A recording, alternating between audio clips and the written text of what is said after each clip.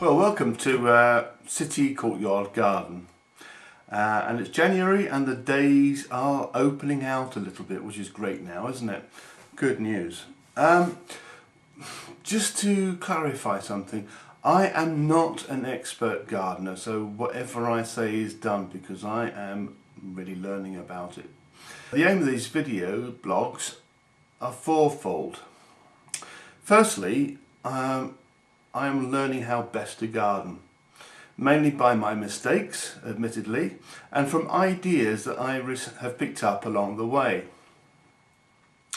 My second aim is to motivate me to get out in the garden and do something with it, instead of just letting it spoil. Also, it will document the passing of the year. And my fourth reason for doing these video blogs is that if other people get pleasure out of watching these video blogs, then all to the good, I suppose. And it's something to try for themselves if they find something that is positive. So, what's happening in January? Well, there's the case of the runner bean that started sprouting back to life, and I'll show you that later. I've been chipping potatoes. Clearing old growth from the garden, harvesting the leeks from the square foot gardening and preparing the square foot garden for the coming growing year.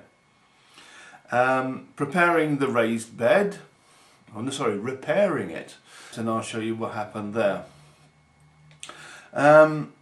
Potatoes, well, I've had potatoes in plots, and unfortunately, owing to the nature of potatoes, you can't always get every one of them out. You miss something and they come back again. So this year I am putting potatoes in growing bags, and I've started to prepare those as well.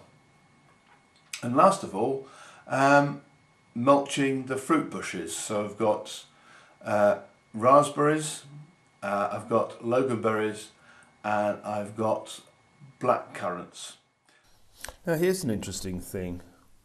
This is the bean we brought in from outside, and apparently it's perennial, so we just kept the rootstock, and now it's sprouted and it's only January, so it's leafing and we've got to plant it. I took out the old board because it had rotted in several places and was warped very badly. But I was lucky enough that the soil was damp enough for it to hold together.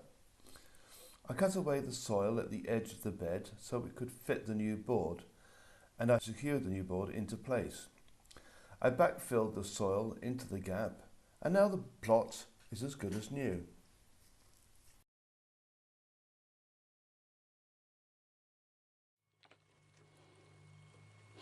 Okay, well, it's not eggs, it's potatoes, and it's time to chip them. It's now early January, and as you can see, these potatoes have just begun to get the eyes in them. So we'll put those into the egg box and leave them for a little while. So to chit, there is a bit of dialogue going on whether potatoes need chitting or not, but I've got into the habit of doing it, so I'll continue on to do so. Because I remember, once you've got potatoes in your plot, you've always got potatoes. So no doubt that if you don't get all the potatoes out, they'll be there next year and the year after that. So I think this year I will put them in a barrel or something of that nature to grow. And now to prepare the bags that I'll put potatoes in. These are heavy sacking bags, rubbish bags for the garden, and I would prepare them now ready for when I put the potatoes in about a month or so's time.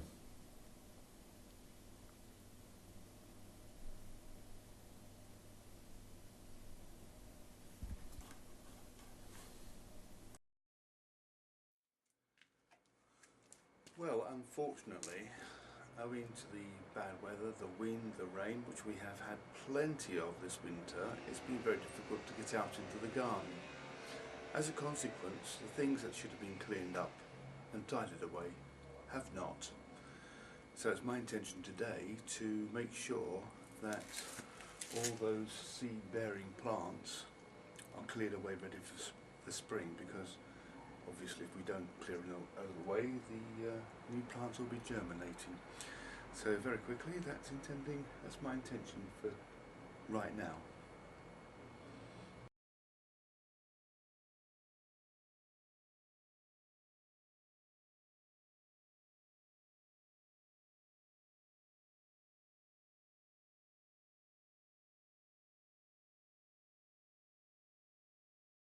There seems to be a tractor working in the background there, so I hope you can hear me. And these here are the Michaelmas daisies, which actually should have been dealt with before Christmas, but as I said, we've been somewhat hampered by the weather, and so this is my job now, clear all that lot out. And there might be a need to dig some of this up because the seeds have fallen, and no doubt they'll be spreading like crazy. There you go, cleared. Our next plan is to make a plan for this year.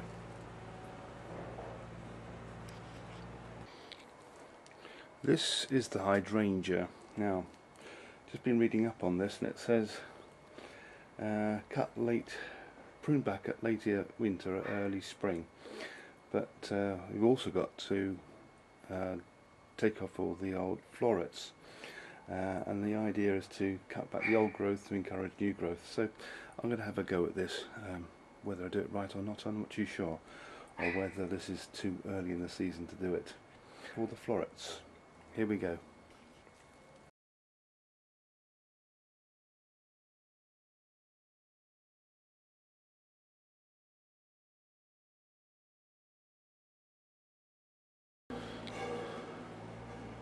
Yeah, that's looking a little bit tidier. You can actually see the new growth here. I suppose down in Plymouth we have a milder climate to other areas of the country, and this is sprouting already. So no doubt we'll get some colder weather towards the end of January and into February, but we don't know yet.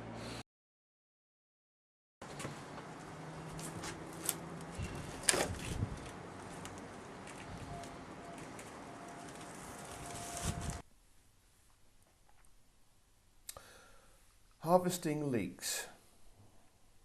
It's time to prepare the square-foot garden and to harvest the leeks. To leave them any longer would risk them bolting and creating seed heads. They are easily pulled out of the ground, and then I set to work topping and tailing them, trimming the outer leaves and cutting into half.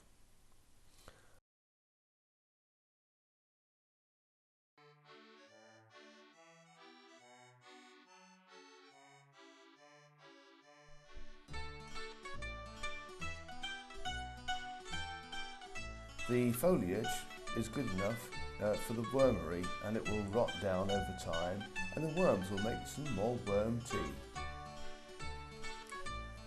I gave the leeks a quick wash to prepare them for the freezer.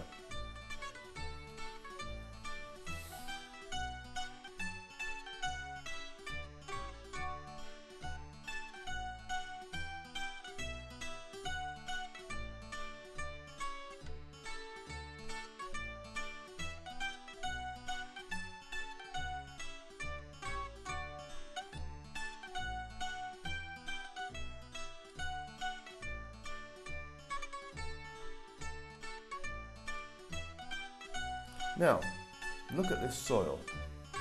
It's a lovely consistency, but I will fertilise it with chicken pellets and some compost that came out of the wormery.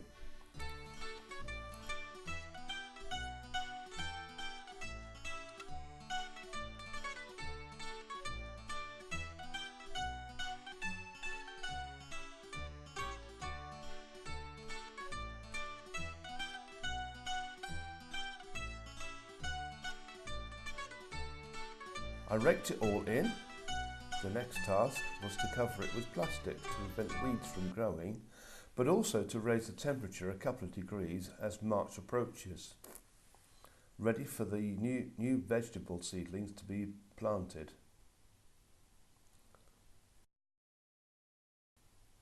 These are my fruit bushes: loganberries, raspberries and blackcurrants. At the end of the fruiting season, when the leaves were turning, all the canes on the raspberries that had borne fruit were cut down or cut out, leaving the new shoots. I should have mulched them with compost earlier, but I will have to do it now.